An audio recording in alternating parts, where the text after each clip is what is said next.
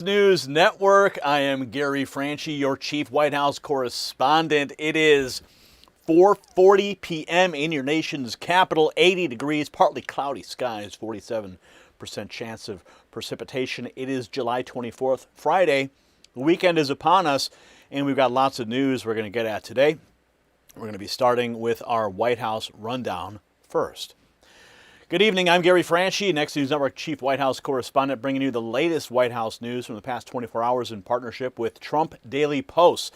Tonight's rundown starts with the administration's biggest economic push, new America First tariffs now taking effect, paired with major Trump administration's drive to protect families and businesses from footing the power bill for AI and data center expansion. We'll also walk through the president's Friday schedule, including today's Oval Office announcement on American nuclear innovation, and his remarks tonight at the rescheduled White House Correspondents Association dinner, where an assassin disrupted the last event. We'll also be talking about the administration's continued posture of strength on trade, law and order, and Iranian deterrence. And according to the daily guidance, President Trump began Friday with executive time at the White House starting at 8 a.m. It was closed to the press. The day's schedule then set up two public events, a 3 p.m. Oval Office announcement on American nuclear innovation, followed by evening travel to the Waldorf Astoria for the rescheduled White House Correspondents' Dinner, where President Trump is scheduled to deliver remarks at 8:55 p.m. Eastern Time tonight. He'll then be returning to the White House afterward. The official pool lineup for the day included television, print, radio, photo, and new media outlets covering the president's movements. And from today's in-town pool report, the White House did call a lunch lid at 12:15 p.m., holding until 1:15, and that marked a routine midday pause before the president's afternoon and evening events. In a White House statement released today, the administration highlighted President Trump's Thursday expansion of the Ratepayer Protection Pledge at EPA headquarters, a major consumer protection move tied directly to the growth of American AI. The initiative brings together utilities, public power leaders, cooperatives, and data center developers behind one core principle. Large power users must cover the electricity generation and infrastructure costs that they drive instead of shifting those costs onto households and small businesses. The White House says the expanded pledge now reaches most of the nation's power delivery system and backs the administration's push to lead the world in AI without punishing American ratepayers. Industry leaders named in the release included Edison Electric Institute President and CEO Drew Maloney, Duke Energy President and CEO Harry Sideris, and Southern Company Chairman and CEO Chris Womack. Also, PPL Corporation President and CEO Vincent Sigori, and American Public Power Association President and CEO Scott Corwin. The release also listed participating companies and entities including American Electric Power, the Tennessee Valley Authority, Indiana Michigan Power Company, and Oklahoma Gas and Electric Company. So taken together, the last 24 hours show a White House pressing on several fronts at once, strengthening America First trade policy, protecting consumers as AI demand surges, advancing nuclear innovation, and keeping the president's public schedule moving through a full day of official events. That is your White House rundown for July 24th. Now, we got much more ahead, so let's turn from the White House file to the rest of today's top stories and welcome you to the broadcast. Thank you for joining us today. It's Friday, and we are just happy that we made it through another week here. Oh, yes, so much news to cover, and we're going to get into a lot of activity now with respect to Mitch McConnell. Yeah. Capitol Police. What's going on with them, and is Mitch McConnell still alive? That's the question everybody is asking, despite the fact that proof of life was supposedly delivered last week. So people still demanding answers there. We'll have more on the Iranian strikes that continue. Obama under fire. We'll also be discussing more DHS activity in Cook County, as well as more news on flock cameras. I know it's very important for you guys. We'll be talking about that today. We've also got a hot mic exposed Democrat admits that they want to ban you. Oh, no surprise there. And there was a stabbing in New York, and the usual suspects show up. We'll be talking about that as well and how it relates to the larger picture nationally. So with that being said, Brian, let's move into our first topic of the evening.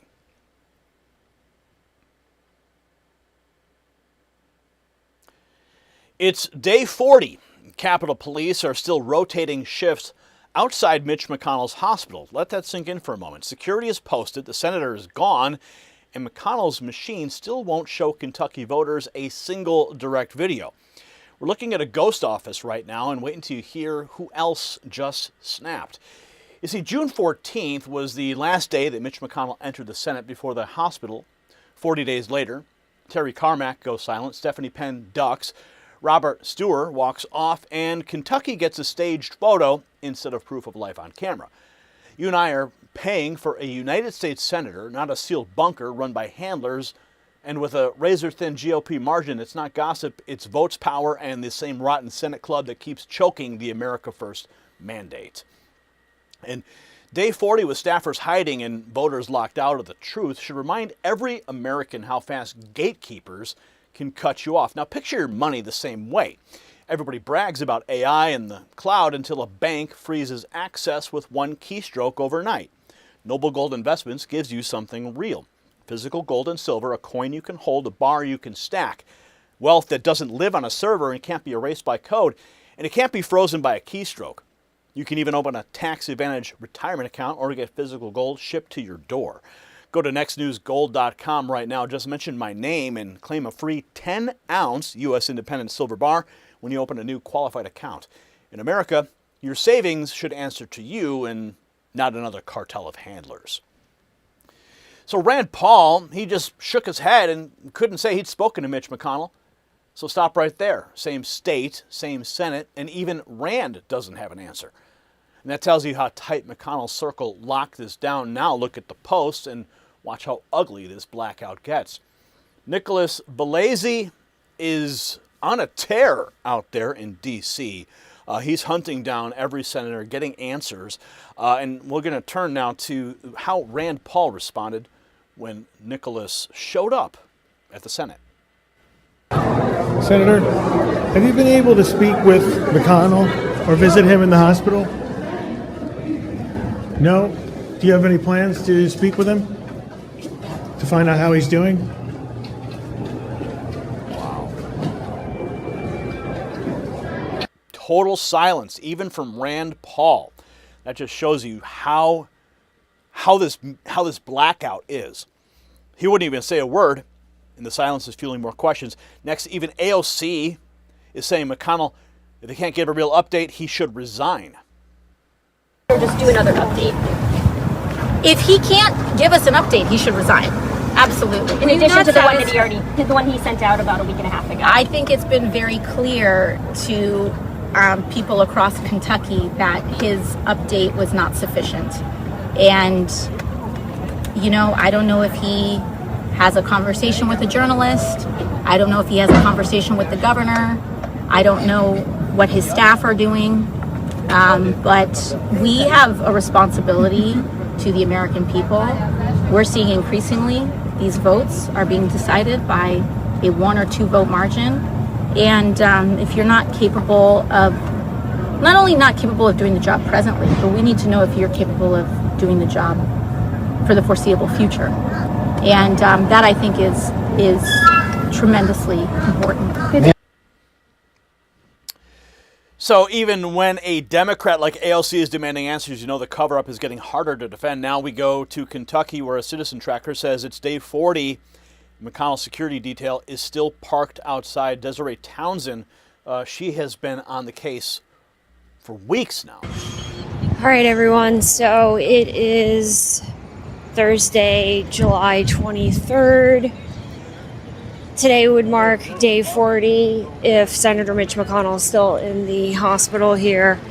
So we're going to swing around here and see if his Capitol Police security detail is still here, and turns out they are. I'm sure they've got to be sick of this. The poor Capitol Police.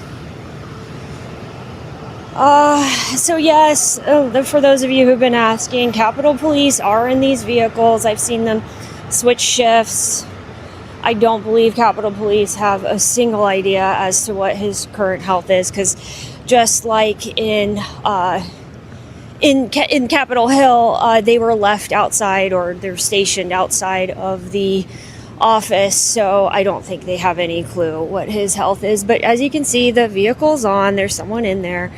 They rotate every few hours, but he's still here as of day 40.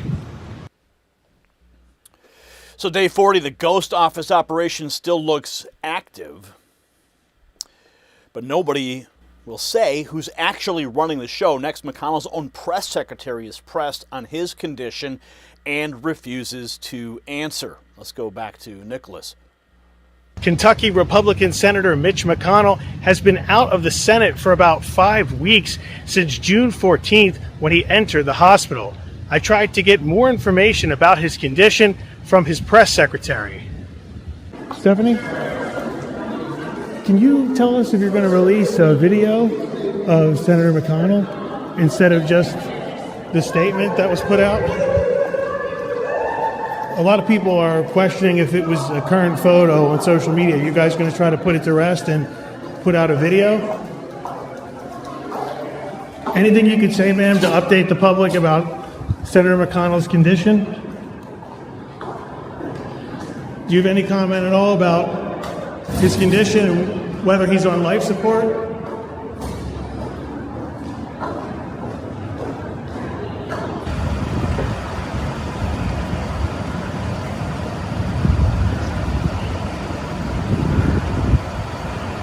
And the clouds continue to circle above the Capitol. So no update from the press secretary, no video, no proof, just more stonewalling from the swamp machine. Is he on life support? That's the question. Then his chief of staff gets the same questions and gives Kentucky voters the same treatment. Senator Mitch McConnell of Kentucky has been out of the Senate since June 14th, about 5 weeks ago when he entered the hospital. I tried to get some more information about his condition from his chief of staff. Terry, can you tell us why McConnell hasn't put out a video yet, in addition to the photo? Do you think he should produce more information for the public?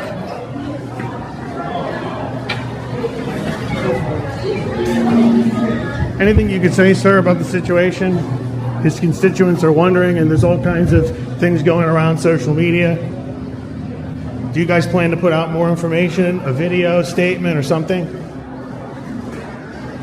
Anything you could say, sir, about the situation?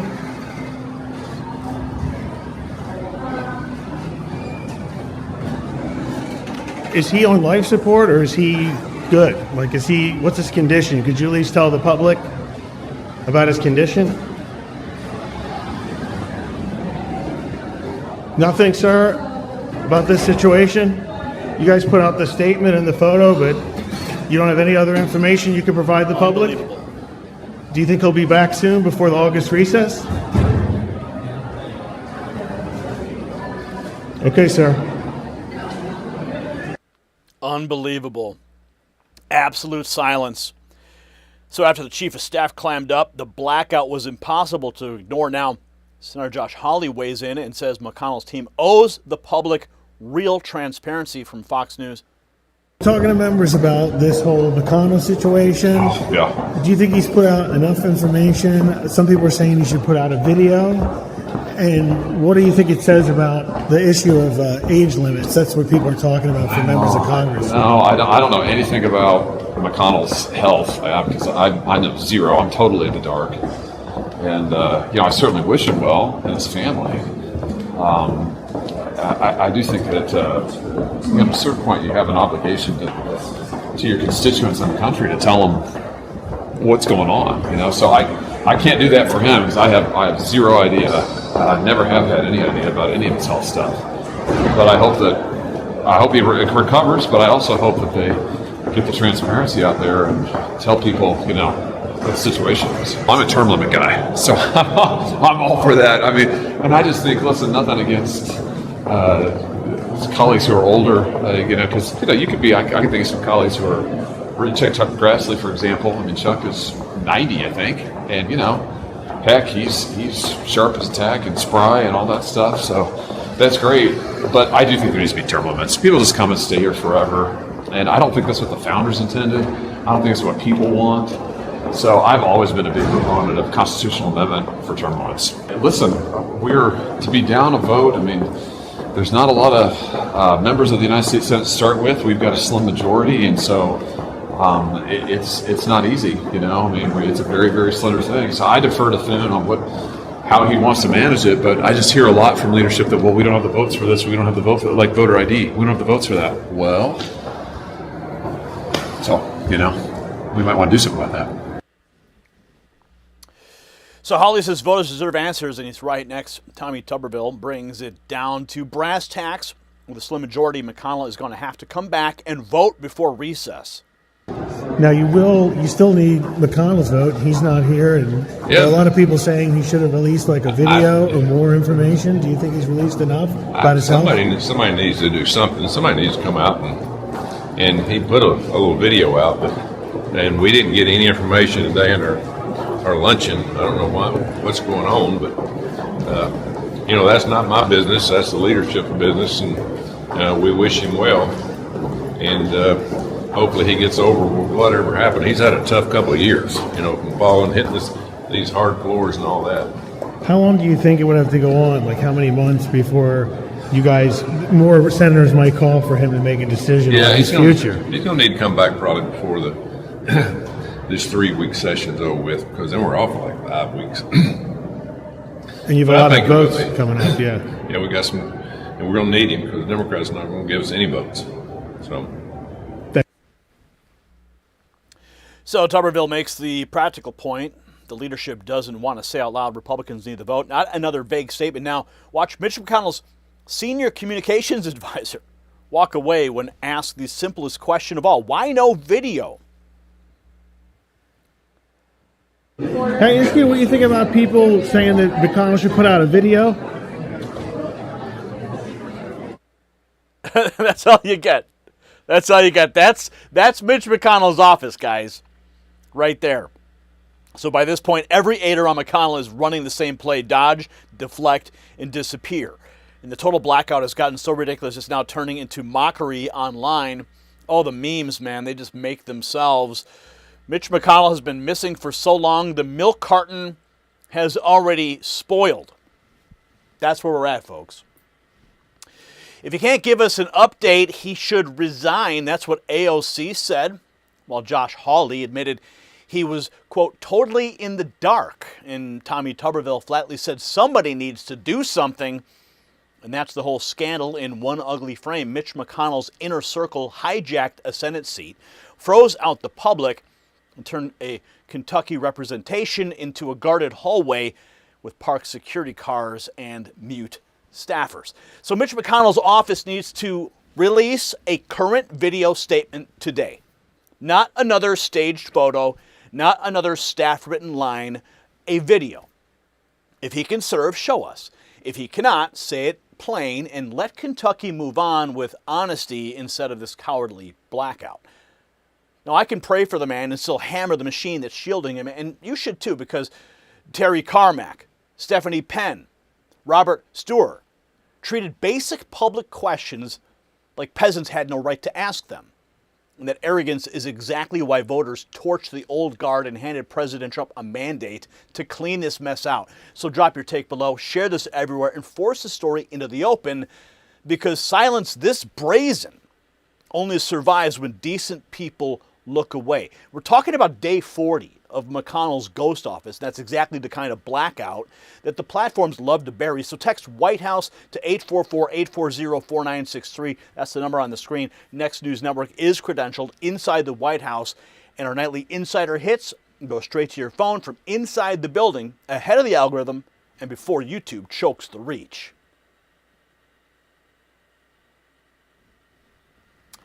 Mitch McConnell, where are you, sir?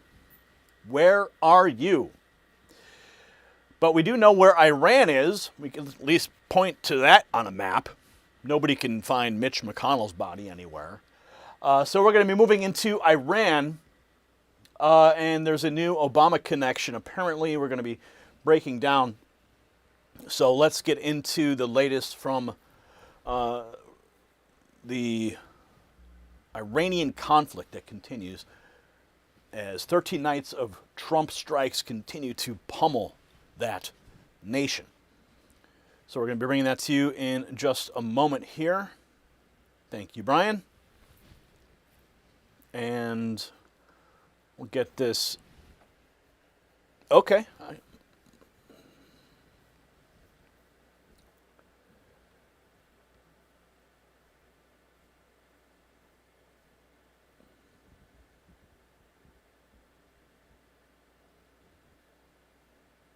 Okay.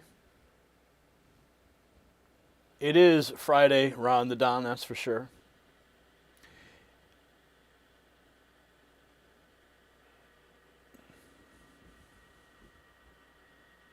I don't know. Well, where shouldn't it be the headline for this story?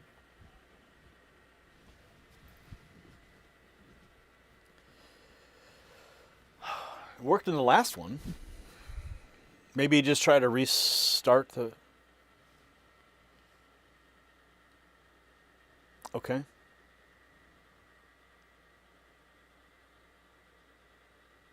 There we go. All right. We got it, Brian. Well done, sir. Okay, reset the clock and we'll begin. 13 straight nights of U.S. strikes hit Iranian military targets inside Iran, and Trump didn't blink. The IRGC keeps getting hammered, and the media clowns still want you to fear Trump's tone more than Tehran's missiles. And wait until you hear the Obama comparison CNN just tried to smother. Quote, he was cut in half by an Iranian EFP. That's what Senator Tim Sheehy said on the Senate floor. That line stopped me cold because this isn't a cable news parlor game. Iran butchered Americans for years while Barack Obama fed the fantasy that this regime could be managed. Now Trump is hitting them for a 13th consecutive night, keeping the Strait of Hormuz open and telling Tehran flat out it cannot have a nuclear weapon. Now you and I know that what is at stake here? Deterrence, or more flag-draped coffins. And Ro Khanna still went on CNN to sell Obama's record, and it's disgusting. And when Trump spends 13 straight nights crushing an enemy, I think about keeping my own edge too. And after trying hundreds of supplements, nothing hit like C60 Evo. Now this formula contains a Nobel Prize winning molecule, not just another antioxidant. In the Paris study, lab animals live 90% longer, the longest life extension in history, and it's worth more than gold per ounce, and it helps you feel young again. Mine? Well, my brain fog's gone, joint pain virtually eliminated, more energy, clearer thinking, better skin. My wife, her skin looks 10 years younger. My energy feels 20 years younger. And now it works at the cellular level where aging actually happens, and it's also 172 times more powerful than vitamin C. It's made in the Houston lab that's been doing this since 1991. So grab your exclusive savings at c60evo.com/NNN. Use code NNN at checkout because strength matters. Now, Z told Trump in Beijing that he would not give or sell weapons to Iran. And Trump just boxed Tehran in while the IRGC fires missiles and loses ground. And even China and Russia got the message. Now let's get to the post because Trump's own words hit like a sledgehammer. We have this. U.S. targets Iran for the 13th straight night as the conflict with the regime shows no sign of slowing down. That's the Fox News headline right there. The Trump administration is signaling even more large-scale strikes could be on the table while President Trump doubles down that Iran cannot have a nuclear weapon. Good morning. Those attacks by U.S. forces over military targets in Iran began at about 2 a.m. local time. The strikes lasted for more than 2 hours. This was the 13th night in a row that the U.S. targeted military targets inside of Iran. It comes as President Trump is warning of something possibly much bigger on the horizon, telling Axios there could be a massive attack on Iran, that the president is close to a decision, but a decision has not been made yet. One thing the president has been firm on over and over again, the fact that he says Iran will never have a nuclear weapon. Here's President Trump. Doing very well against the Islamic Republic of Iran. We're doing extremely well. They would like to do something, but I say they're not ready yet. They got some evil intentions. We cannot let them have a nuclear weapon. If we did all this that I'm talking about your data centers, isn't that important? When they start blowing away communities one by one, we cannot let them ever even think about having a nuclear weapon, and that's exactly what's happening. They'll never have a nuclear weapon. President Trump has also said he intends to hold Iran responsible for attacks by Houthi terrorists on Saudi shipping inside the Red Sea. Attacks by the Houthis on 2 Saudi tankers with missiles and drones set one tanker alight and really helped to spike oil prices briefly above $100 a barrel. The president is vowing major military punishment if the Houthi attacks continue. So it's Fox laying out night 13 of Trump's strikes and the warning that bigger action could still be coming. Now the actual CENTCOM footage showing the hits on Iranian military infrastructure tied to the threats in the Strait of Hormuz.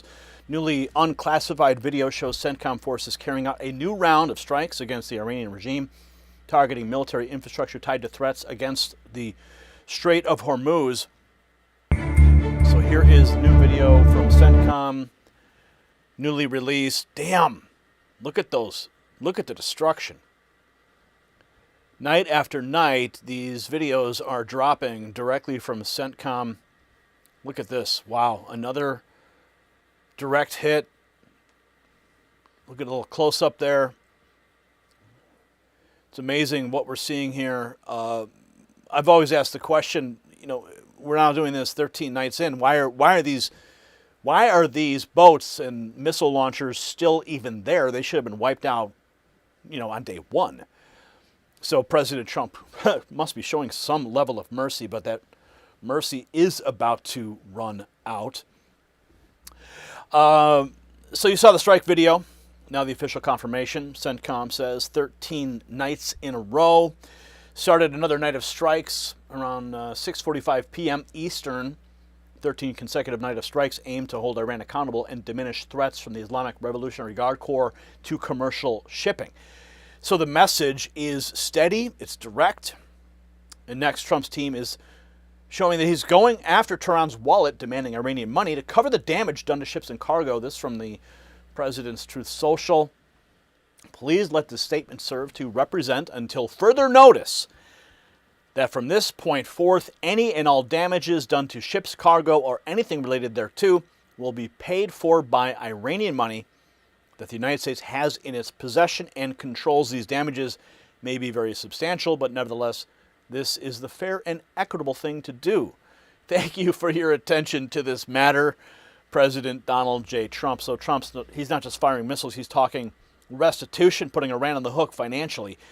Next up, new flight tracking points to a major U.S. airlift surge from Europe to the Middle East. Mario Nafal pointing out the largest movement of U.S. C-17 and C-5M cargo aircraft from Europe to the Middle East in 24 hours since March. These are the U.S. Air Force primary strategic airlift planes used to move troops, heavy equipment, ammo, vehicles, and supplies. The spikes this size may be signaling something big is happening, most likely in response to the escalation with Iran and heightened threat to U.S. bases in the region. So you can see here, look at this massive supply chain, supply route, all U.S. military, back and forth. Major rearming is happening right now. So if the cargo buildup is real, this fight may be entering a heavier phase. While the U.S. assets move in, new footage claims the IRGC is launching missiles towards Kuwait, Jordan, and Bahrain. This is from the Iranian state media. Claims the 27th wave of Operation Nasr use Fateh 10, Zukhwifer, and Pavlov missiles. Here we go. So let's take a look here. picture of the Ayatollah. Others, these appear to be images that are posted on the missiles as some effort to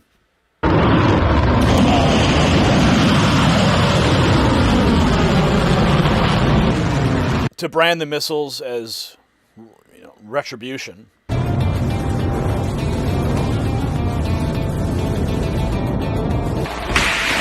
Oh, scary. Super scary stuff there. Their model planes and their bottle rockets continue to flood social media in an attempt to scare President Trump. And as we pointed out before, a lot of these videos have blurred out background, so you can't see the terrain, which would then give away the location. But of course, we have Space Force that can track any of these launches at any time. So, and we don't even know if this all could be old footage that they're just repurposing, right? Maybe these missile sites are already destroyed, but they're just gonna, oh, hey guys, go grab the footage from 3 years ago when we were doing those tests, right? Notice how there's a difference. We show our missiles landing, they show their missiles taking off. That's the big difference here. So they can keep trying all day long, but that's why Trump's red line matters. Next, the president says Xi and Putin both told him they will not arm Tehran. This is from Trump Daily Post. Quote from President Trump's Truth Social. President Xi, at our recent meeting in Beijing, China, told me he would not, under any circumstances, give or sell weapons to the Islamic Republic of Iran, and that statement included Chinese companies. Considering our relationship, I take him at his word, and besides, I am doing a very big favor for him. Also, President Putin, despite the horrible war going on in Ukraine, the relationship remains as it does with President Zelensky, told me that he would not sell weapons to Iran. He understands that I do not sell weapons to Ukraine, but to NATO countries. They pay the full price, and how those weapons are distributed, I have no idea. Therefore, two major countries that people speak of often in terms of Iran are, in my opinion, not participating. If they did, it would be very bad for them, certainly not in their best interest. Thank you for your attention to this matter. So, after those reported missile launches, Trump is now trying to box Iran in diplomatically. Next, Senator Tim Sheehy delivers a floor speech that cuts through the media spin and reminds people what this regime has done to America for decades. Let's check in with the Senate floor. Thank you, Mr. President. Yesterday we saw the President of the United States and many others at Dover Air Force Base presiding over a ceremony that is very sacred to those of us who served, and that is a dignified return of remains from the war zone. And that process happens beginning in the war zone through Dover to the hometown of our fallen heroes. I participated in many of those ceremonies myself, to include carrying friends of mine off the plane. One of those is on this bracelet. He was cut in half by an Iranian EFP. This regime that we are fighting does not care about our partisan politics. They don't care who you voted for, who you pray to, or where you live. They want to kill all of us. And they don't just say it, they actually do it. And they've been doing it for 47 years. This is a war of choice. The Democrats are correct. It's a war of choice that was begun by a radical, lunatic band of terrorists that took over a beautiful nation 47 years ago. Took it over with brutality, force, and savagery. And the second they took it over, they didn't free their people. They didn't unleash the largest oil reserves in the world to build schools and bridges. They took it over to murder their own people and to spread their disgusting ideology across the world, and that is exactly what they have been doing. They don't just say it and talk about it. You don't have to believe what they say.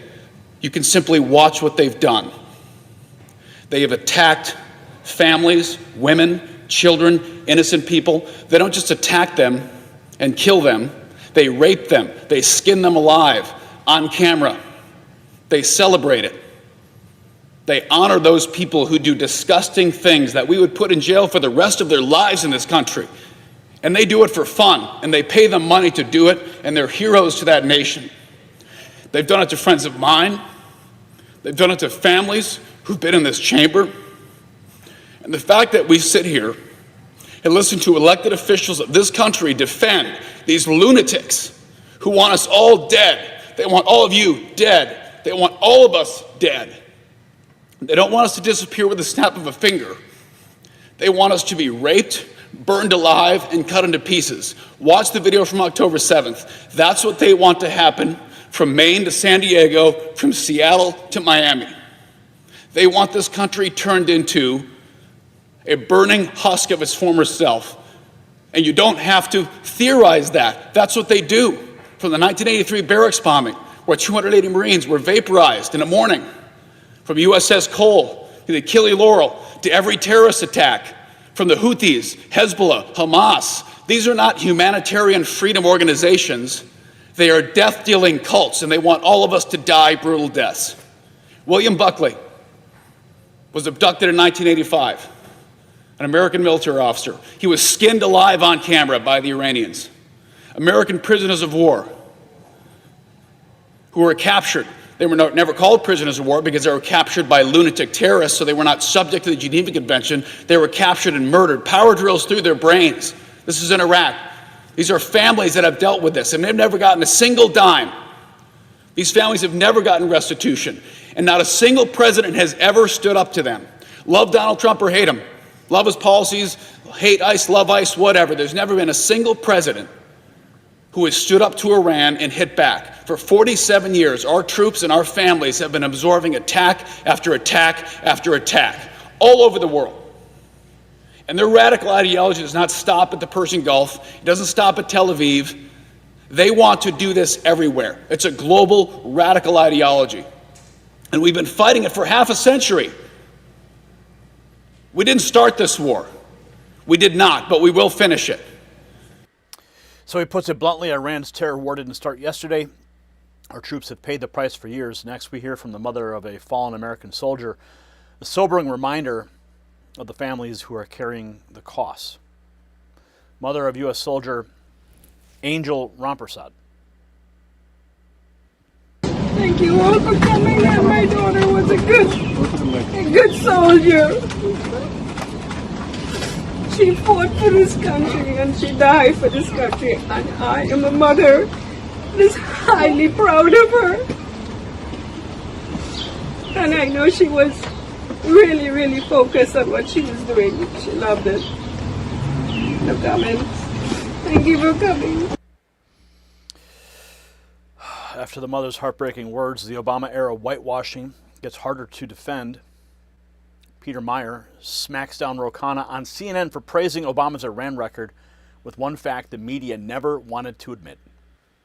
What's gnawing at Trump is that Barack Obama was far more effective, that Barack Obama actually got China and the EU and got a multilateral agreement that got 97% of enriched uranium out. And it turns out being statesmanlike and being smart and strategic is better than bluster for America's national interest. And now the president has made a mess of things, made a mess of the economy, but his ego will not permit him to go to Xi Jinping and the European leaders and have a multilateral solution to get us out of this mess and to help the American before you jump I mean, the Iranians killed an order of magnitude more Americans under President Obama than they have under President Trump. That's just not true. That's absolutely true. I was in Iraq getting the EFPs that the Iranians were supplying to the Jaish al-Mahdi, Assad al-Haq, all of the Iranian-backed militias. Obama didn't go to... Wow. Iranians killed an order of magnitude more Americans under President Obama than they have under President Trump. Peter Meijer snapping at Ro Khanna on CNN. And that single sentence blows up the entire surrender racket that Obama built around the Iranian regime. Because while Obama chased signatures and photo ops, Iranian-backed killers shredded American troops. And now Trump is making the terror state pay in steel, fire, and consequences. So Trump's order that any and all damages done to ships' cargo get paid from Iranian money needs to stay in force until the IRGC is broke, busted, and terrified to touch another vessel. And that's the level of command that we were denied for years. 13 nights of strikes, Tehran still failing to close Hormuz, and Trump telling the world that Iran will never get a nuclear weapon. That is how you restore deterrence. So I want your take in the comments. Do we finish the job now, or let the Obama crowd crawl back in with another pact wrapped in diplomatic slogans? And share this with one person still parroting Ro Khanna's garbage about bluster, because Peter Meijer and Tim Sheehy just torched that lie with facts and blood. And those 13 straight nights of strikes are exactly why gatekeepers throttle stories like this. So text White House to 844-840-4963 right now.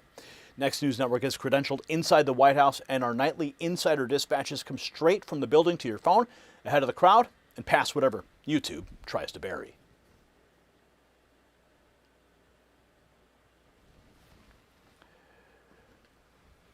We got more news ahead. Let's keep going. That's the latest from Iran. Now we're going to be moving into something happening in Cook County. DHS busted Cook County's deadly open border lie. Cook County. As we like to call it here, Crook County. If you're from the state of Illinois, you know exactly what I'm talking about. So we're going to be moving right along into that. And a little bit later, we'll be talking about flock cameras, a hot mic moment, and that stabbing in New York City today.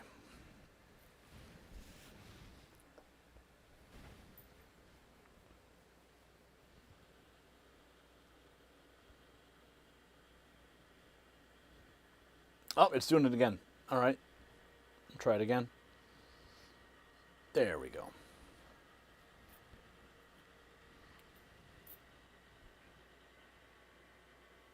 Okay. She has been deported. That's what DHS said about Giovanna Osempinti after Cook County cut her loose. So let that hit you. A Venezuelan former teacher accused of driving gunmen in a December 2024 mass shooting that killed 3 and wounded 5 got help from a sanctuary machine first. Now Trump's DHS just blew that lie to pieces, and wait until you hear the body count that's hiding in the database. We're talking about 3 dead, 5 wounded, and Cook County still refused to move forward. And that's the part that burns me up, because this was never some abstract policy. This was your safety versus Democrat sanctuary vanity. And Cook County picked the criminals, then DHS drops more receipts. Juan Manuel, reverter, wanted for murdering Augustina Halbert in Mexico after prosecutors say he beat her, strangled her, and staged a hanging. And look at the pileup. More than 36,000 sit in the DHS worst of the worst database already. Murderers, manslaughter convicts, child predator. The media spent years smearing these people as non-criminals. Well, that has been busted. You see, Cook County cut loose a woman tied to a mass shooting. And a lot of Americans feel the same thing in their own bodies. Run down, slower to recover. Like modern life robbed them blind. Now this medbed hack, it starts with that question. When did you last feel genuinely recovered? My friend Jonathan Otto and his company Red Life built this around cellular energy focus. If your mitochondria miss the right frequencies of light and the right electromagnetic environment, you get less energy production, slower recovery, and slower repair. Their clinically studied wellness technologies combine red light therapy and PEMF using 10 clinically studied wavelengths, advanced dual chip technology, and gentle electromagnetic pulses to boost cellular energy production, circulation, recovery, and function. I personally use it 30 minutes a day, and you can too, right from your own home. Go to medbedhack.com. It's linked below. Code NNN30 for 30% off bundles, NNN25 for 25% off individual devices. Americans need restoring too. So Pittsburgh, Pennsylvania. ICE stopped a truck, checked IDs, and sent them on. And that clean little moment wrecks the whole left-wing script, doesn't it? When people are here legally, this takes minutes. Not riots, not sob stories, not Portland thugs pounding on cars. So hold that in your head when we roll through these DHS posts. Here we have the Department of Homeland Security. She has been deported. They state, if you come to our country illegally and break our laws, we will find you, arrest you, and deport you. New tonight, Homeland Security has deported a woman who they say was involved in a deadly mass shooting. Officials posted this picture tonight of Giovanna Ocapinti, which they say is from Venezuela and a former teacher. DHS says she was arrested and released last year, and that Cook County wouldn't move forward with her case. They're accusing her of driving the gunman who killed 3 people and shot 5 others at a party in December of 2024. Those shooters were arrested and deported. Officials say the shooting was connected to a Venezuelan gang. So that is from DHS proving what Cook County's sanctuary machine tried to bury. A woman tied to a deadly Chicago gang shooting was free until the Fed stepped in. Meanwhile, in Portland, anti-ICE radicals are in the street threatening drivers like they run the city. Andy No posting that some of the far-left anti-ICE government extremists in Portland going up to people in cars, harassing and threatening them. They believe they own the streets wherever they want to protest or riot, and the city just simply allows them to do that. Right here in your motherfucking face, you bitch-ass motherfucker. Yeah, hi, hello, guess what? I'm here. Knock, knock, nigga. Fucking hand off my car. Get your fucking hand off my car. Nope. Get your fucking hand off my car. Nope, all right. will not. Get your fucking hand off my car before I fucking hit you with this shit. Back the fuck up, Terrell. Back the fuck up. My name is Bowie. Okay, Bowie. Back the fuck up, Terrell Bowie. Get your fucking hand off my car. Yeah. Wow. Apologize for the language there, but that is the reality on the streets in Portland. Extremists harassing ordinary Americans for backing law and order. Federal agents are hunting the kind of predator the media keeps calling harmless. Next, DHS helps track down an illegal alien fugitive wanted for murdering his girlfriend in Mexico. DHS, Juan Manuel Reverter from Argentina has an active arrest warrant for murdering his girlfriend in Mexico. Let's go to that. I always say my sister is like my soulmate. In February 2023, Candela Halibert was staying with her older sister, 31 Agustina Halibert, in Playa del Carmen, Mexico. One night, Candela came home and couldn't find her sister. She knew something was not right, questioning Halibert's boyfriend, Juan Manuel Reverter. So I asked to him, okay, where's my sister? And he's like, I don't know, where is your sister? And I say, you stay with my sister. Where is Agustina? And I start to looking in all the house. That's when Candela opened the bathroom door, finding her sister hanging with a belt from a lower towel rack.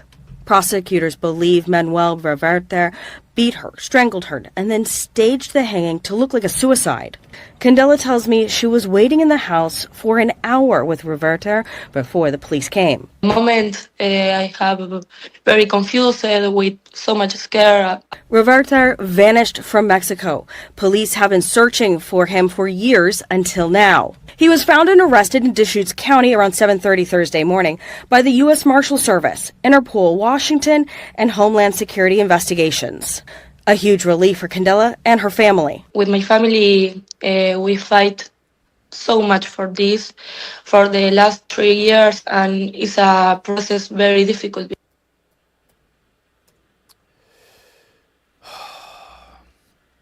So the murder arrest blows up the lie that no U.S. record means no danger. Now DHS is rolling out more of the worst, including illegals convicted of murder, manslaughter, and child sexual exploitation.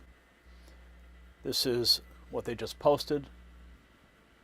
Yeah, you're exactly right. DHS giving us exclusive arrest details of who ICE actually nabbed yesterday, the agency considering them the worst of the worst. So let's show you these individuals here tonight. The first one, Kamkong Chitamath, an illegal immigrant from Laos, convicted for second-degree murder in Connecticut. Then we have Blanca Maricela Mendez Ramirez, an illegal immigrant from Guatemala, convicted for first-degree involuntary manslaughter in Missouri. And then Fahed Ahmed Hussein, an illegal immigrant from Syria, convicted for second-degree sexual exploitation of a minor in North Carolina. Now, those individuals you just saw are going to join the more than 36,000 already in the DHS worst of the worst database. And next week, we'll have a handful of additional criminal illegal immigrants to share with you, Katie. Those arrests are exactly why enforcement matters. The next clip shows the flip side of the open borders crowd that never mentioned. ICE stopping a truck in Pittsburgh. Occupants show ID, comply, and they're just sent on their way. Ahí vienen. Vienen. A decir, adiós, ahorita voy por ti, pero puro pito a la verga. Ahí vienen, mírame. Graba, güey, prende tu celular.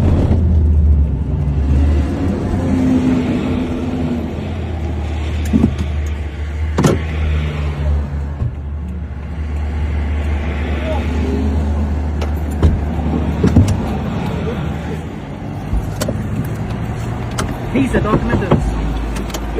ID? ID? What do you driver You're like? that guy's ass. You can't follow somebody that close. Me? I don't follow nobody.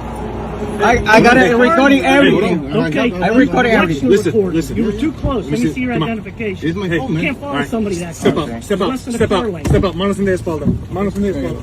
Yeah, less than a car length away. All right. Take your belt off. You need to resist Any me? weapons or Nothing. anything? Your All tool for work. You allowed to be here? You illegal? You allowed to be in this country? No, I got my resident here. Okay. Yeah, All you need to show? Yeah. Check. All right. Yeah. We'll check. You can't follow somebody that close. That's I'm why sorry. I pulled you over. I'm recording everything.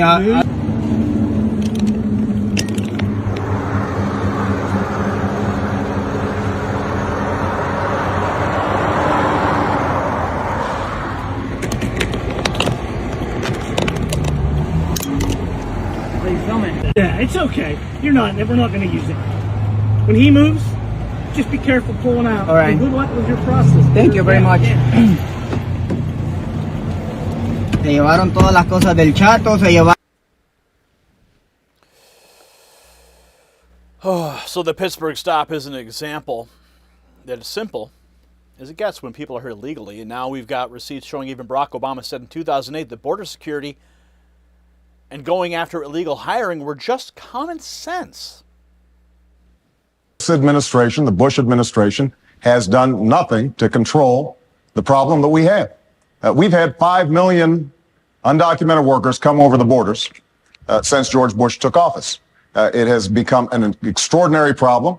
And the reason the American people are concerned is because they are seeing their own economic position slip away. And oftentimes, employers are exploiting these undocumented workers. They're not paying the minimum wage. They're not observing worker safety laws. As president, I will make sure that we finally have the kind of border security that we need.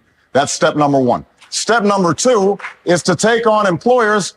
Right now, an employer has more of a chance of getting hit by lightning than be prosecuted for hiring an undocumented worker.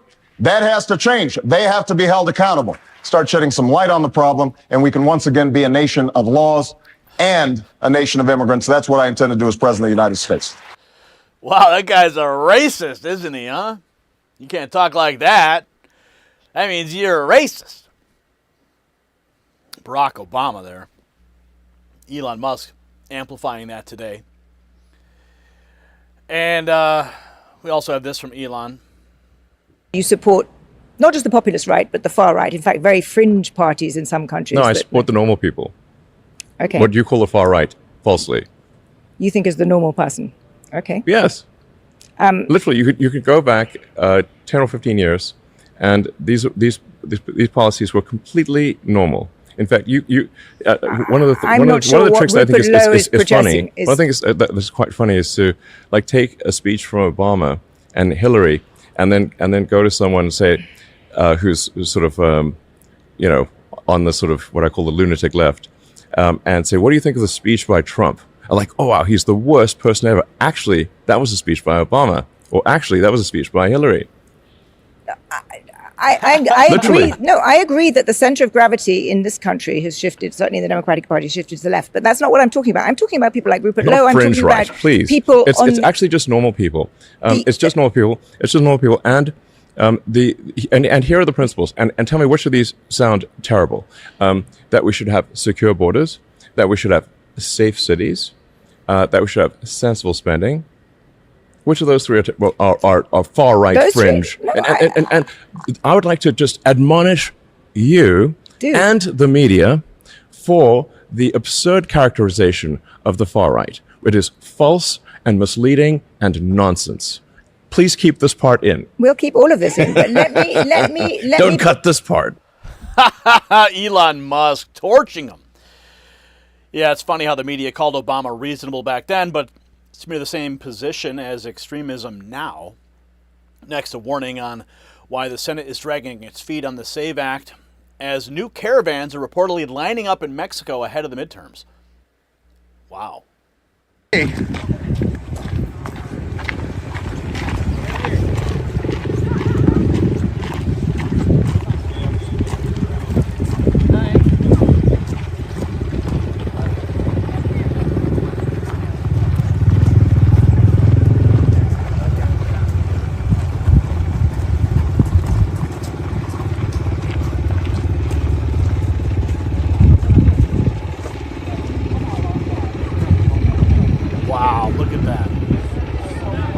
Just in time for the midterms, right? Get them all registered to vote, right? Allegedly. So caravans across Mexico are planning an immigrant exodus. August 10th, 2026, heading to the U.S. southern border just in time for the midterms. So if caravans are being timed to hit before an election, that tells you exactly why the Senate's delay matters. And overseas, Poland's leaders are saying out loud what Western elites won't. Zero illegal migrants means zero. Call you a racist. Or does it do anything to you? I don't give a shit. I don't give a shit. You know what I give a shit about? This civilization of ours. Exactly. Thank you very much, Eva. Thank you. And one question for you, Dominic, about Poland. Poland is way different. That's right. Than any other Western European city. How do you manage that? Zero illegal migrants. Like zero means zero. We do not let anyone in. It's just a fact. So what you can do as a Europeans, you have to push your politicians and say, be like Poland. Zero means zero. What do you think of the fact that many other European countries call you a racist or a fascist? I don't give a single fuck. I don't give a shit. They can call me a pink elephant. That's what I said on Conti Newman in 2018. That was 2019 when I gave this interview, when I said zero. And everyone was like, how can you say that? Yes, I can say that. I don't give a shit. What you have to take care of is your own family, your own country, your own safety. That's what it is. Protect it, guys. Does it do anything to you? I don't give a shit. And that's the sentiment on the street in Poland. So Cook County released Giovanna Occhipinti. DHS later deported her after tying her to gunmen who killed 3 people and wounded 5. You watch that sequence and tell me the Democrats, like the Cook County sanctuary crowd, protect anyone but predators, because Trump's DHS had to clean up a mess those open borders fanatics built on purpose. See, Cook County needs to answer for Giovanna, and every sanctuary politician who shielded this madness needs names, hearings, and consequences. And that's where we keep the pressure, right here, because DHS just handed us receipts the media fought to hide. A Venezuelan tied to a mass shooting deported, Juan Manuel Reverter, busted after prosecutors say he staged a killing of his girlfriend, and more than 36,000 worst of the worst already flagged by DHS. Then you stack that against a Pittsburgh stop where legal residents showed ID and moved on. And the whole Democrat racket collapses in real time. So share this with somebody who's still parroting the non-criminal fairy tale. Drop your verdict in the comments and keep hammering every lawmaker who protects sanctuary loopholes and slow walk safeguards like the SAVE Act. Trump was right to lock this down, and we need more raids, more removals, and more exposure. And Giovanni's Occhipinti deportation is exactly why our Insider channel matters tonight. Text White House to the number on the screen, 844-840-4963. Next News Network is credentialed inside the White House, and we send nightly reports straight to your phone from inside the building, ahead of the crowd, and past the YouTube suppression machine.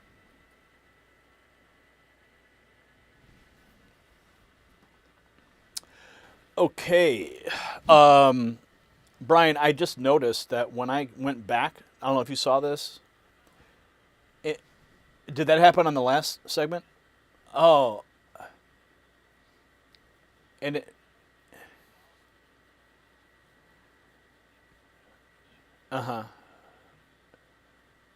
yeah, so basically you just have to, you got to false that out in the code so that it doesn't do that. Yeah. If Gary is doing X, then false equals yes. Or whatever. You know what I mean. Okay. We're moving right along. Just working out some of the bugs in some of these new overlays. You get to see the sausage getting made in real time. Okay. So I assume that's going to happen on the next segment as well. Unless you just... okay.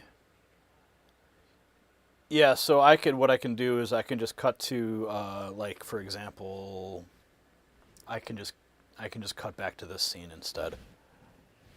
Yeah, I'll just do that like we used to do. I'll do that during the, yeah. And then we'll cut back to this. Okay, perfect. Because at least it works on the open, but it doesn't seem to, yeah, see, there it is.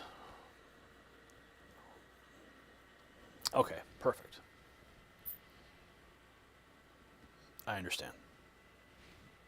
Costa Mesa, California. Okay. All right, here we go. Costa Mesa, California Mayor John Stevens heard virtually 100% opposition, but then kept flock cameras installed anyway. And that's the whole scam in just one shot. He admitted the public revolt out loud and still jammed the surveillance grid through. So stick with me because the next piece shows how these people are hiding the cameras now. We're talking about 60 million streetlights in the United States just got dragged into this by Exxon's light post rollout. 60 million chances to turn ordinary roads into an AI tracking net, while John Stevens blows off his own city and tech profiteers cash in. And now Josh Walkos catches flock cameras hidden in speed display trailers like some cheap bait and switch. You see the pattern, right? They know Americans hate warrantless tracking, so they disguise it, decentralize it, and plant it where your family already drives every single day. John Stevens, he heard virtually 100% opposition and pushed surveillance anyway, which is why I get serious about what I put in my body too. After trying hundreds of supplements, only C60 Evo hit like this. Brain fog gone, joint pain virtually eliminated, more energy, clearer thinking. My wife, her skin looks 10 years younger. I feel 20 years younger. You see, it's a Nobel Prize winning molecule, not just another antioxidant. I take it every single day, religiously. And it works at the cellular level, where aging actually happens. You see, the Paris study produced the longest life extension in history. Lab animals that were subjected to this lived 90% longer. Why? Because it's 172 times more powerful than vitamin C. It's worth more than gold per ounce. And a Houston lab that produces it, been doing it since 1991. So get exclusive savings at c60evo.com/NNN. Use code NNN at checkout. Build strength, reject the compliance state. So we're going to check into these flock cameras bolted onto the back of a speed trailer. And that changed the story real fast. You see, that's not even a mask anymore. They slapped surveillance onto something built to look harmless and then parked it for your safety. And wait until you hear Tim Burchett. Yeah, he's on this now. He's burning up the whole game. So let's get into these tweets that we have for you. Democrat Costa Mesa, California Mayor John Stevens says he's never seen an issue where virtually 100% of the people gave the same position on it for wanting flock cameras canceled. And right after saying this, he voted to keep the flock cameras contract. Unbelievable. You hear from the people, and then you just ignore them. I don't think that I've ever, in 10 years, had an item that's come before us where virtually 100% of the people gave the same position on it, and including people that are on email. And I think that it shows that the vote and the motion and shows that We've not only listened to those folks, but we also have tremendous trust in our PD. Yeah, I'm concerned about the people that came up and said sincerely that the flock is impacting their trust in the police department, which I think is a shame because I as I said, I can't give higher marks to our PD. I do really appreciate, it was on my list too, the comments that were just made by Councilmember Reynolds regarding how did we get here? In other words, I don't recall, I vaguely recall Councilmember Harper saying he liked this on Capri. And then I think it kind of went through Councilmember Harper and we got it going with as Councilmember Reynolds said. Okay, so the mayor admits the public was virtually united, then sides with the machine anyway. And while Costa Mesa fights over flock, Exxon is already pitching the next version, AI license plate readers and live stream cameras built right into street lights. Oh, yeah. Meet Lightpost, the AI-powered license plate reader and live streaming surveillance camera built right into existing streetlights. Have fun, Fourth Amendment be damned. I'm also excited to announce that we are working with another industry leader, Ubiquia, to turn streetlights into smart ALPR and live streaming cameras. Unbelievable. Without having to add a single pole in the ground, this partnership accelerates deployments and turns existing infrastructure into intelligent, interconnected tools for public safety. Now, streetlights can do more than light the street. They can protect it. We call this Exxon Lightpost. And to share more about this partnership, please welcome the CEO of Ubiquia, Ian Aaron. Oh my God. Oh yeah, hey buddy, welcome. Thanks, Rick. So at Ubiquia, our mission is simple: to make the world smarter, safer, and more connected. We actually do that by leveraging the existing infrastructure that's already in the ground. That's 60 million streetlights in the US and actually 450 million worldwide. And we make them intelligent. Oh God. We built a reputation with more than 900 cities and utilities for turning ordinary streetlights into extraordinary tools for public safety. Ha! Public safety, my ass. Our UB Hub platform is easy to install, simple to relocate, and built to scale, allowing police departments to deploy and expand their video and LPR capabilities quickly. And today, we're excited to announce our collaboration with Axon Lightpost, creating together a powerful streetlight-based platform for video surveillance and LPR, all integrating seamlessly with Axon Fusus. We believe this will be a game changer, giving law enforcement more eyes and real-time intelligence where they need it and when they need it. Here's a brief video to show you how we do it.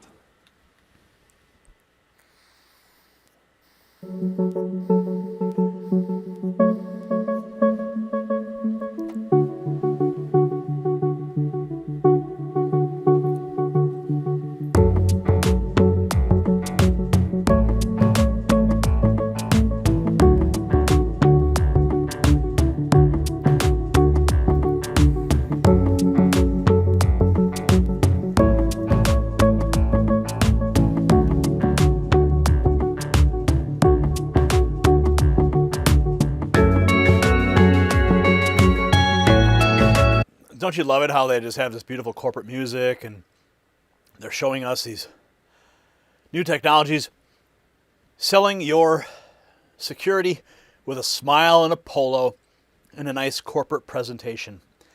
Visibility where you need it, when you need it. Yeah, building a mass surveillance grid on every light post. 60 million light posts, guys. That's what we're talking about here. So now, with the help of my teammate, Todd, let's install Axon Lightpost in real time. Oh, we get to see this is going to be good. Show us how easy it is. Todd's plugging this into steal our privacy. the photocell socket, which has been common for 60 years on 450 million streetlights. This is how you install, power, connect LPR or any network camera with edge processing, 10 to 40 hours of video storage, and all integrated with Axon Fusus.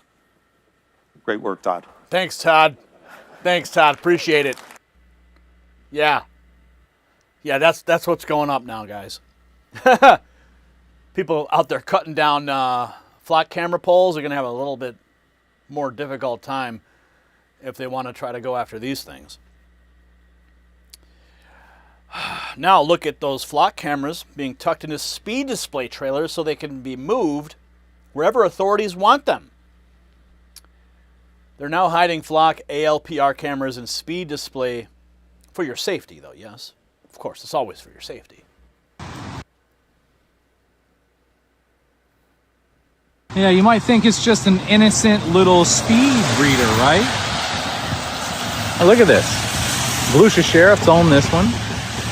Gets my speed. I might even be able to get 5 miles an hour out of it from running. But what lurks on the back of it? Not there, but right there. Oh, wow. Look at that. Someone did some custom metal fabricating and decided to put a flock camera, a mobile one, anywhere they want to put it in the speed reader. It's probably getting a picture of my wiener right now.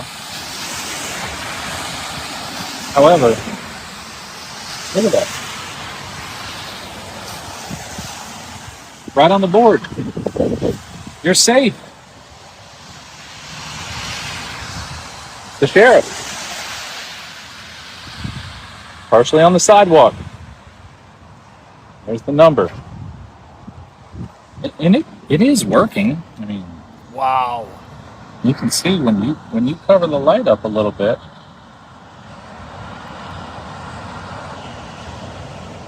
This thing is working. Working well.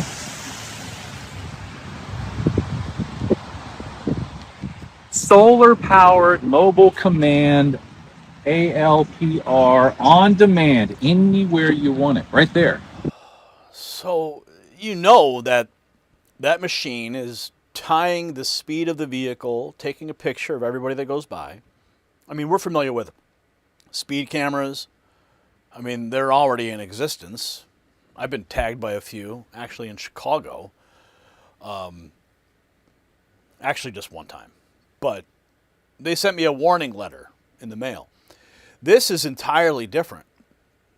And you see these things put up on your streets occasionally in neighborhoods. And now they're going to be tracking anywhere, anytime. They decide they want to just throw up one of these machines. Trying to be sneaky about it, too. So it's not just fixed cameras anymore. No. It's mobile surveillance dressed up as public safety. Congressman Tim Burchett, though, he's had enough. He's calling for a federal ban on flock funding altogether. Thank God someone's got some common sense here. Hey, everybody. Tim Burchett. I've proposed legislation. Here's the bill. To eliminate federal funding and federal agencies purchasing those flock cameras. I find it pretty disgusting. They're pretty draconian, and you can look that up if you want to know what that means. It's called the Protection Against Mass Surveillance Act, and it prohibits federal agencies from purchasing or deploying or contract with automated surveillance systems. These things violate our constitutional rights. I've always been for protecting constitutional freedoms. I think it's one of the most important responsibilities, one of the important things we do as congressmen, to do anything at all. And we just tend to keep giving away your rights. Americans should never choose between safety and liberty. We got to keep our country safe, but we keep sacrificing the freedoms that, of course, that define us. It violates the Fourth Amendment. I've consistently opposed these warrantless surveillances and policies, and they'll weaken our privacy rights like crazy. We've already seen incidents where cops have used these things to pursue ladies for dating purposes or stalking or whatever. It's happened a couple of times, but it's the reality of where we are as a country. And these things are brought in. These are just revenue generators, and then they use them for other things. Trust but verify, that's what Reagan said. These law enforcement intelligence agencies, they got to have tools to address these threats, but taking our constitutional rights is not on the table. This legislation, of course, it'll hopefully restore the constitutional balance between national security and individual liberty. Luna's on it with me. I've been speaking to Mayor Jacobs about this, working in coordination with him on this thing. So hopefully we'll get some movement out of this. Call your legislators. Tell them we need it. We got to ban these dadgum things. Tell them to support the Protection Against Mass Surveillance Act. Of course, thank y'all for sending me here. Let's get them. I love that guy. I love that guy, man. He is on point. He's not treating this like some local tech dispute. He's calling it a constitutional fight. And Congressman Keith Self takes it further, warning Flock is part of a much bigger federal surveillance machine. FISA, flock cameras, kill switches, central bank digital currencies. If Congress fails to address these abuses, Americans will no longer enjoy any form of privacy.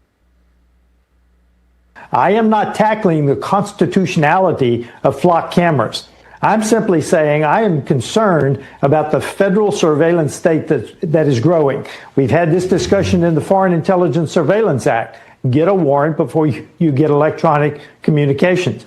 We now have this. As of 2027, federal law says every car that is made will have a kill switch, which determines, spies on you inside your vehicle. Are you impaired?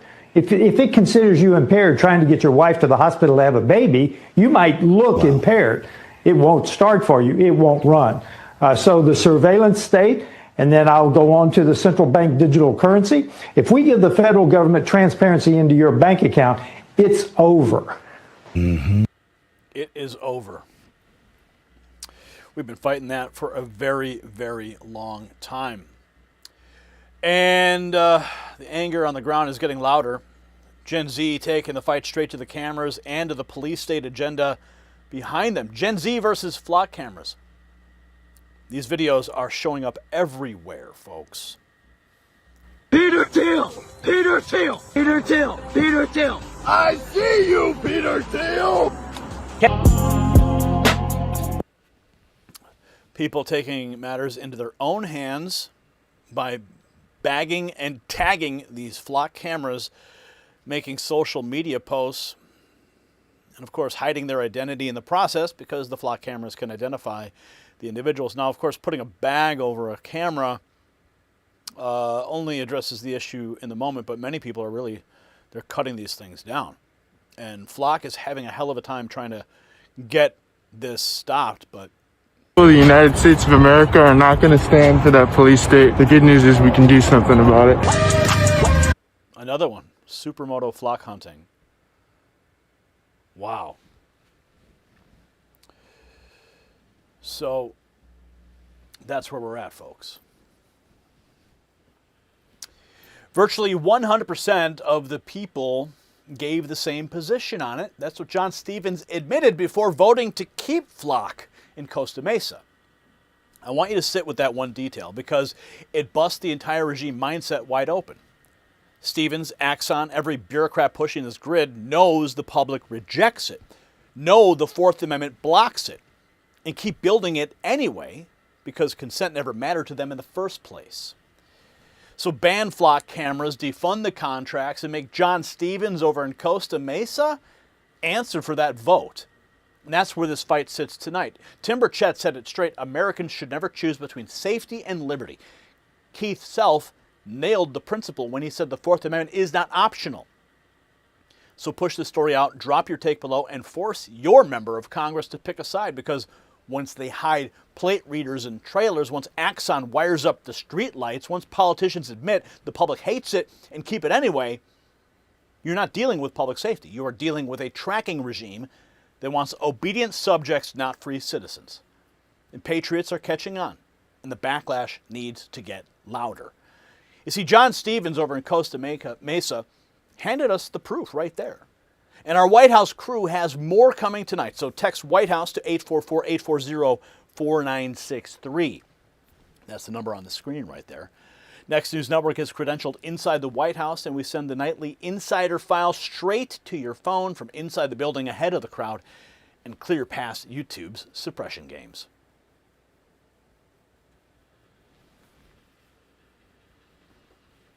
Flock cameras, my lord. Okay, we're moving into the hot mic moment. Democrat admits they want to ban you. How do you like them apples, huh?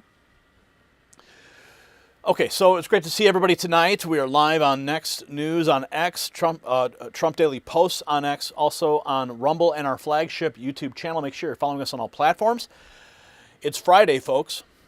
The weekend is upon us. I hope you got some wonderful plans. I know I got a busy weekend ahead of me, but yes, I never stop. I just keep going. Like the Energizer Bunny. Okay, so let's get into what's going on here.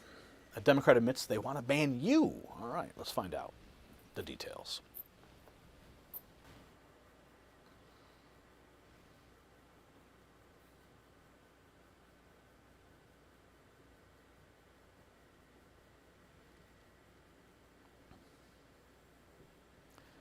Karina Talamantes said, quote, if we want to ban somebody in the future, right there, out loud, on a hot mic.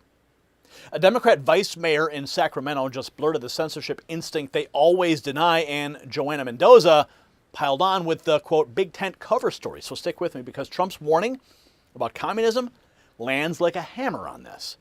You see, Sacramento Democrats, they got caught plotting to ban somebody in the future. What does that mean? We're going to find out, because it tells you everything. See, this never stops at bad policy. It barrels straight at your speech, your city hall, your school board. Your right to stand up and say no. And watch how Joanna Mendoza sanitizes it with, it's a big tent party, like communists and socialists just wandered in for snacks. No, no, no. Caroline Leavitt nailed it. These people, she nailed them cold. Quote, literal self-proclaimed communists are winning and grabbing leadership inside the Democrat Party. You hear that and you understand this machine wants obedience and not debate. See, Karina Talamantes got caught plotting how to ban dissent, and seniors face the same kind of trap through Medicare confusion industrial complex. You see, Chapter cuts straight through it. They're simple by design. One simple call and you get matched with an advisor who advocates for you and not big insurance. No gatekeepers, no games, no bureaucratic maze built to wear people down. I know how hard it is. You see, Chapter looks at your doctors, your prescriptions, and they do a whole situational review and give you your best plan options with no propaganda, just straight facts. Now, if your current Medicare plan is solid, they'll tell you. If not, they will help you switch. It's free. It takes about 20 minutes. And seniors save an average of $1,100. So call the number on your screen right now. Well, after the video, of course, but 910-728-4109. Write it down. Do not let another rigged system push you or your family around. Now, Elon Musk, he told The Economist, I support normal people. And that line snapped the entire smear in half because he drilled the scam right after it. Take an old Obama or Hillary's speech, read it now, and today's lunatic left calls it Trump. We're going to pull up the receipts because that exposes just how far the Democrats have sprinted off the cliff. RNC Research posting this gem. Arizona Democrat candidate Joanna Mendoza is embracing the socialist takeover of her party. The march for communism in the United States continues inside the Democrat Party. Okay, so let's talk a little bit of some politics here. Now, recently, the Democrats, there's been a big debate on how progressive someone in the Democratic caucus should be. We've seen some Democratic socialists elected back east. We even saw a Democratic socialist elected here in Tempe, sits on the council right now. I want to know and get your take. How progressive do you think someone should be in your party? Would you join the Progressive Caucus? What are your thoughts? Well, first and foremost, it's a big tent party, right? Democrats have pride themselves on being a big tent party and room for everyone. What I will say is that, the Democratic Socialist is a very small, tiny portion of the Democrats. And I firmly believe that, when government is not focused on the issues that are impacting people, this is what we get. Just a little bit. They're just a little bit of the party, right? Yeah, big tent until the elephant gets his nose under that tent, right? And then tips it over, takes it over. So she calls it a big tent, but that tent keeps making room for the hard left. Now Caroline Leavitt responds with a blunt warning about self-proclaimed communists rising inside the Democrat Party from this week's press briefing. Literal self-proclaimed communists who are winning elections and who are claiming to be the new leadership of the Democrat Party. I think the vast majority of Americans understand the dangers of communism. Just look at countries all over this world. As an example, Cuba right now is a country that is about to be a failed state because of the communist policies of the past several decades. Communism should never be allowed to lead this country, and the president obviously is strictly opposed to it and all the dangers that it reaps. We've seen it happen across the world. So she says the danger isn't theoretical anymore. Now watch Sacramento Democrat get caught on a hot mic talking about how to ban people for so-called disruptive speech. Libs of TikTok locating this. Democrat mayor and vice mayor of Sacramento caught on a hot mic during a city meeting discussing how to ban people for disruptive speech. Vice Mayor Karina Telemontes. We should go over this disruptions thing, because if we want to ban somebody in the future, like to actually take them out, you have to point out and specifically say who's being banned. We can't do that. We can't. So no, I spent my first 6 months going to this. I wanted to give people like probation. Like, you can't come.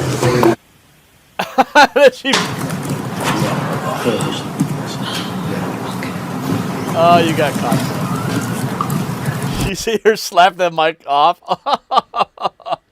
Oh, yeah, you got busted. There it is. The same crowd that preaches tolerance is caught discussing how to shut people up. Now, Elon Musk torching the media's far-right smear and says these are just normal American positions. This is a great clip. Support not just the populist right, but the far right. In fact, very fringe parties in some countries. No, I support the normal people. Okay. What do you call the far right? Falsely. You think is the normal person. Okay. Yes. Literally, you could go back 10 or 15 years, and these policies were completely normal. In fact, one of the tricks that I think is funny. One thing that's quite funny is to like take a speech from Obama and Hillary, and then go to someone and say, who's sort of on the sort of what I call the lunatic left, and say, what do you think of the speech by Trump? I'm like, oh wow, he's the worst person ever. Actually, that was a speech by Obama, or actually, that was a speech by Hillary. I agree. No, I agree that the center of gravity in this country has shifted. Certainly, the Democratic Party shifted to the left. But that's not what I'm talking about. I'm talking about people like Rupert Lowe. I'm Fringe talking right, about please. people. It's actually just normal people.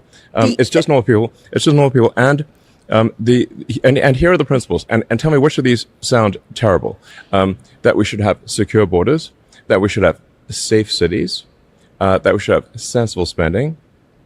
Which of those three are far right fringe? And I would like to just admonish you and the media for the absurd characterization of the far right. It is false and misleading and nonsense.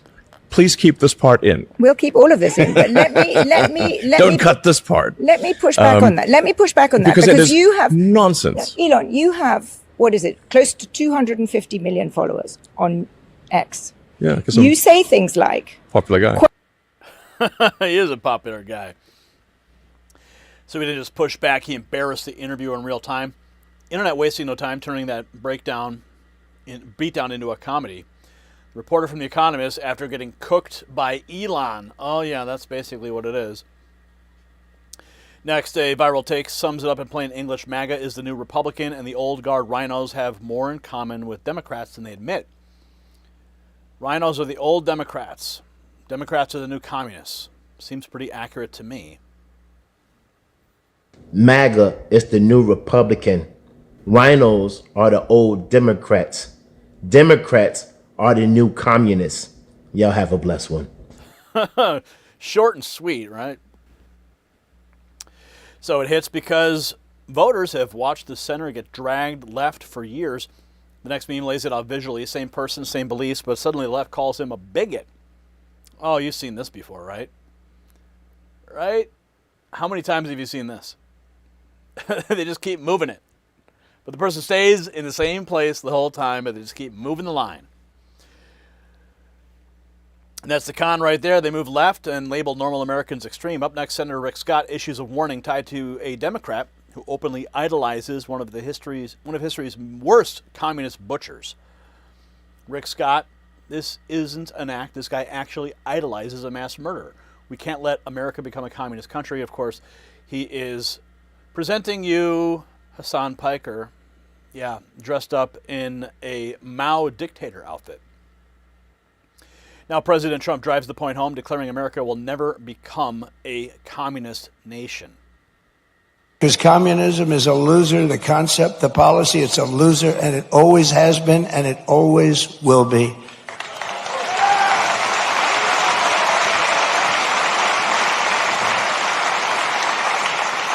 And they want to give everyone everything away. You want free rent, you want free house, what they don't say is that a year from now, there'll be absolute squalor, turmoil, and death.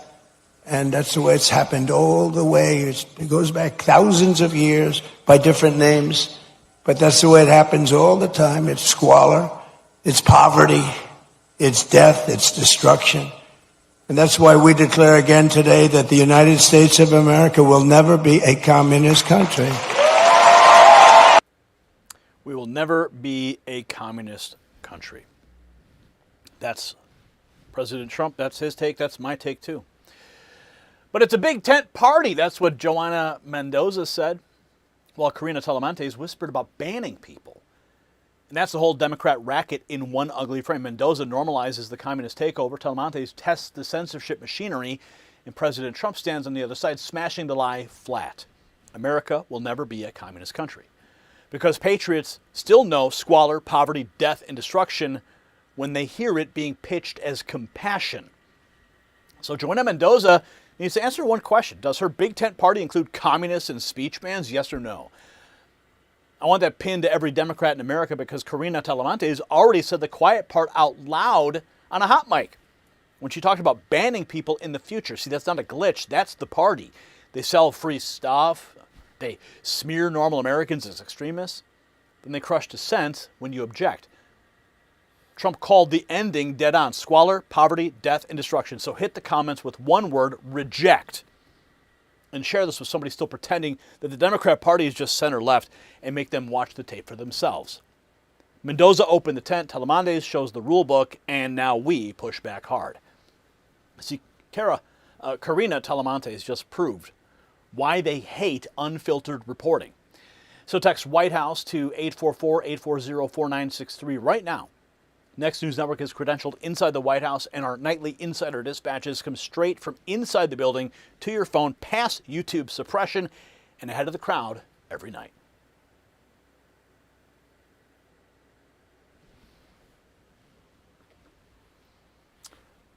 Okay, moving right along into our final story of the evening.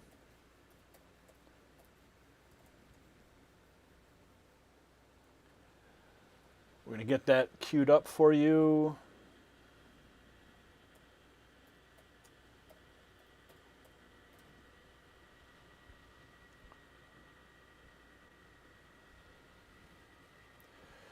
Okay, moving into this stabbing that happened in New York. Okay, let's get into that. Here we go.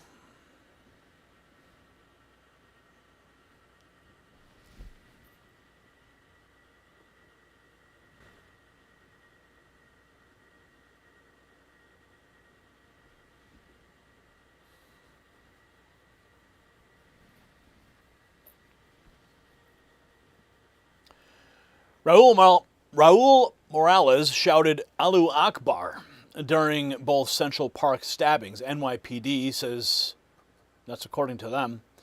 Brian, let's take this over. I fumbled too much. All right. Raul Morales shouted Allahu Akbar during both Central Park stabbings, according to the New York Police Department. So stop right there. A Jewish man gets stabbed in the torso. An Asian man gets hit in the back. And the coward class still reaches for boilerplate. Now, I want to show you the Mandami angle next because that part blows the story wide open. See, 2 daylight stabbings near Central Park turned one walk into a Jewish victim and an Asian victim. And let that sink in. Witnesses and the New York Police Department say Raul Morales screamed Allahu Akbar in both attacks. One weapon was a screwdriver. Yet Zohran Mamdani rolls out that limp has no place in our city. That's the line. Like we're all blind. No, you and I can see the pattern. New York elites flirt with anti-Israel radicals. Blue city cowards normalize imported hostility, and ordinary Americans pay in blood while the establishment gaslights us for noticing. See, Central Park chaos, Central Park gets chaos because elites flood the zone with lies, and seniors on Medicare face the same racket at home. You see, big insurance runs on the Medicare confusion industrial complex. Chapter is the antidote. They're simple by design. With one simple call, you get matched with an advisor who advocates for you and not big insurance. No dead boilerplate, no bureaucratic spin. Because Chapter looks at your doctors, look at your prescriptions, they do a whole situational review and give you the truth on your best plan options with no propaganda, just facts. If your current plan is solid, they will tell you. If not, they will help you switch. See, clarity matters when lies get people hurt, and the service is free, though. It takes about 20 minutes, and seniors save an average of $1,100. So call Chapter at 910-728-4109. Stop letting bureaucratic fog run your life. So we're talking about a screwdriver, a torso wound, a back wound, and possible hate crime language. See, they have the victims, the slogan, the suspect, the location, everything, but the machine still tiptoes. And when Mamdani drops his canned line after that, you can feel the fraud. So let's hit the receipts. Here's the moment the police arrest 51-year-old Raul Morales after he allegedly shouted Allahu Akbar while stabbing 2 people. Hold on. What? Why'd you stop him? Sir, why'd you do it? Guys. What happened? Tell us what happened. Sir, did you stab anyone? Give me the phone. 07, we'll transport the first. Have someone stop. What happened? What happened? What happened? Why you did it? Huh? Step back this time.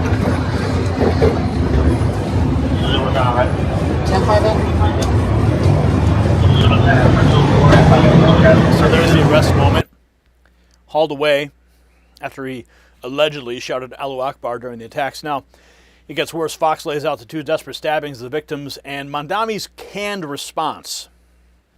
To address yesterday's back-to-back stabbings near Central Park on the west side, which are now being investigated as a possible hate crime. One victim is a Jewish man who was stabbed in the torso. The other victim, an Asian man, was stabbed in the back, one of them with a screwdriver. This is the suspect accused of carrying out the unprovoked daylight attacks. His name is Raul Morales. The NYPD says that during each attack, he shouted, "God is the greatest" in Arabic. The police commissioner posting, quote, "Detectives are continuing to work the case to determine motive, but according to victim and witness statements, Morales yells Allahu Akbar during both attacks. The NYPD is currently evaluating whether this is a potential hate crime." The commissioner also saying mental health may have been a factor and that there is no known link between the suspect and the victims who are now recovering. Mayor Zohran Mamdani releasing a statement saying, in part, "I am relieved that both victims are in stable condition. The NYPD responded immediately, and I am grateful for the officers for their swift response. These hateful and despicable attacks have no place in our city." I mean, so we're seeing more of this again. We saw it earlier in the week. We saw someone try to take out ICE by putting explosives and becoming armed into an ICE facility. That happened in New York. Remember a couple of months ago, we had the attempted attack, and thankfully some brave officers were able to tackle the would-be attackers as they threw an explosive device at a protest, a pro-Israeli protest. And now we're seeing even more of that. They say the crime numbers are down in this city and other cities, but you know. So Mandami puts out the usual statement about hate having no place in the city, but critics are asking a harder question. What is he doing at a prayer service where a message about killing infidels was being broadcast? Do you think your mayor joining prayer services to call for the murder of infidels has something to do with it? They were tagging the New York Police Department. And it is together that I am thankful to be here today, and I'm thankful to have the opportunity to lead our city. Assalamu alaikum. وأسأل الله أن يصلي على محمد وآل محمد وأن يجعلني من المنتظرين لك والتابعين والناصرين لك على أعدائك والمستشهدين بين يديك في جملة أوليائك والفرج فيه للمؤمنين على يديك وقتل الكافرين بسيفك. That's the prayer where Mandami was hanging out. So after the clip, the connection people are making is impossible to miss. The next video pushes it further with a prayer out of Dearborn calling for the killing of Jews, Christians, and Americans. Proud Elephant posting this. Now, I believe that some of this is actually from multiple different locations. We'll just play some of it here. Word, and with a decree of yours you will annihilate them. Ya Rahman Rahimin, you annihilated, and you destroyed the likes of Ad and Thamud and Fir'aun. These are the Fir'auns and the Ad and Thamud of today. Ya Rahman Rahimin, we ask you, Ya Allah, destroy them, Allah, take them off the surface of this earth. Ya Rahman Rahimin, Ya Akram al-Akramin. So that's some of the prayers. Next, a woman decides she's had enough and storms into a mosque over the call to prayer, blasting through her town. A woman barged into a men's-only mosque to confront them because she's tired of hearing the call to prayer.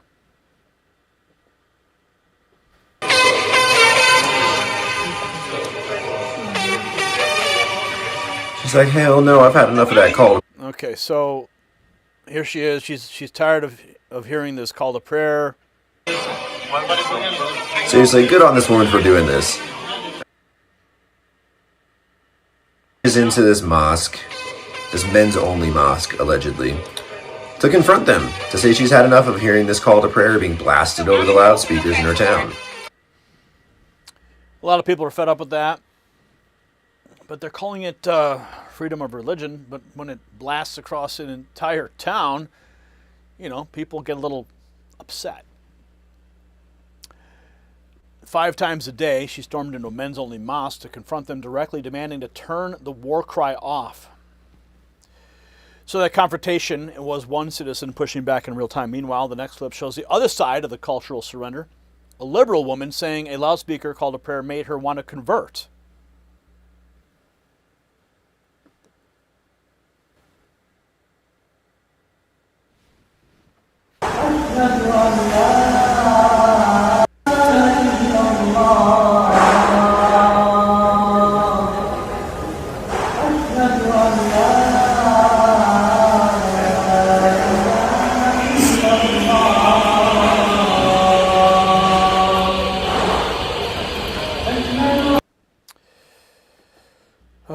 So from public conversion posting to public demands for special treatment, the pattern keeps building. Next, a man in Dearborn is accused of wanting church bells banned, while critics say the Islamic call to prayer should be the one under scrutiny.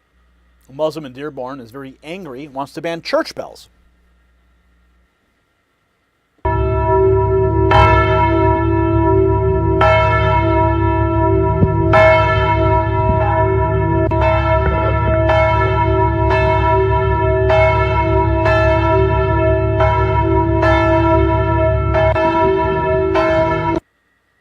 Now, to be clear, church bells are an indication of time. It's not a call to prayer. It's simply a clock telling you what time it is by the number of bell rings you hear. Very different from a call to prayer over loudspeakers.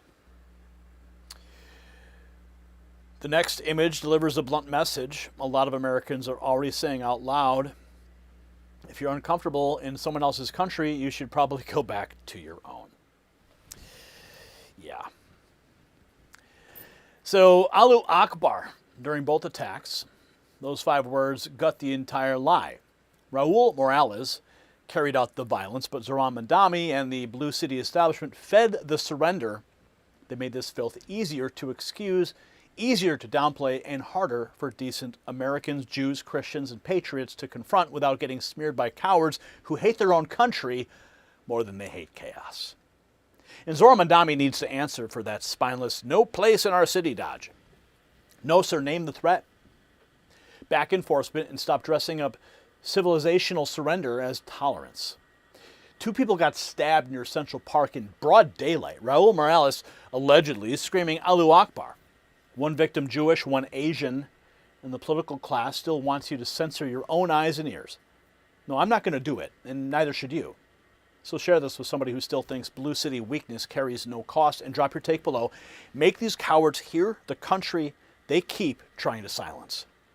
Americans do not bow to imported contempt in our own streets, our towns, or our neighborhoods. And Raul Morales, that story is exactly why we send the uncensored stuff straight to your phone.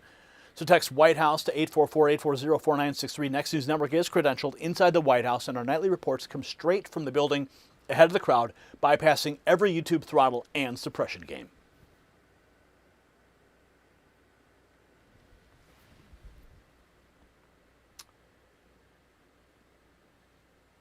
So that is the show tonight, guys. I want to thank you all for tuning in and making your voice heard in the chat room. It's always great to have you guys here joining us on every broadcast. It's Friday. What are you going to do this weekend? I hope you got some beautiful things planned. Take it easy, all right? We won't, though. We're always tracking, always trying to figure out the next angle, break down the next narrative so we can be ready to present you with the unfiltered truth that you depend on. You depend from us. So that being said, thank you for joining us at X on Next News, as well as Trump Daily Posts on our Rumble channel, and of course our flagship YouTube channel, where suppression is just running rampant. And I can't quite figure out exactly what's going on. And it's having a detrimental impact on our ability to continue. We're going to keep doing our best here, though, no matter what. So good night, God bless, and have a wonderful weekend.